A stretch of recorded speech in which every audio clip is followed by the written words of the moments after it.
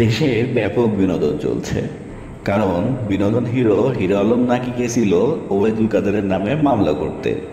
তার নাকি সব মিলিয়ে অন্তত 2 কোটি টাকার ক্ষতি হয়েছে। আসলে মামা এই সুযোগে আবার সুবিধা নিতে গেছিল, কিন্তু কে জানে সেখানে ছাত্রদলের ছেলেপেলে তাকে কাঁঠাল পিটা করবে। যাই হোক, ছাত্রদলের বাবুরা, তোমরা এটা ঠিক করো নাই। তারে ব্যাপক মারধর করে কানে ধরে উঠবোস করানো ঠিক হয় নাই।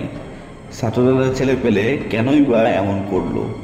কারণ হিরো আলম নাকি তারেক রহমানকে নিয়ে কটূক্তি করেছেন। ধরে নিলাম হিরো আলম তারেক রহমানকে নিয়ে কটূক্তি বা সমালোচনা করেছে। এখন প্রশ্ন হচ্ছে, তারেক রহমান কি সমালোচনার ঊর্ধ্বে?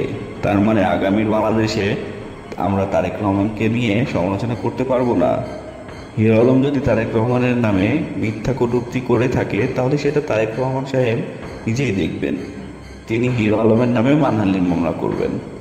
তারেক রহমান কি এইসব ছাত্রদলকে বলেছে যে হিরো আলম আমার নামে কটূক্তি করেছে, তোরা ওরে সাইজ কর? আমি নিশ্চিত তারেক রহমান ওদেরকে বলে নাই। এমনকি তারেক রহমান নিজেও জানে না হিরো আলম তার নামে কি বলেছে। ছাত্রদলের এইসব অতি উৎসাহী কর্মীরা যা শুরু করেছে, এরাই বিএনপি ও তারেক রহমানকে ডুবাইবে, যেভাবে আওয়ামী লীগ ডুবাইছে শেখ মুজিবকে।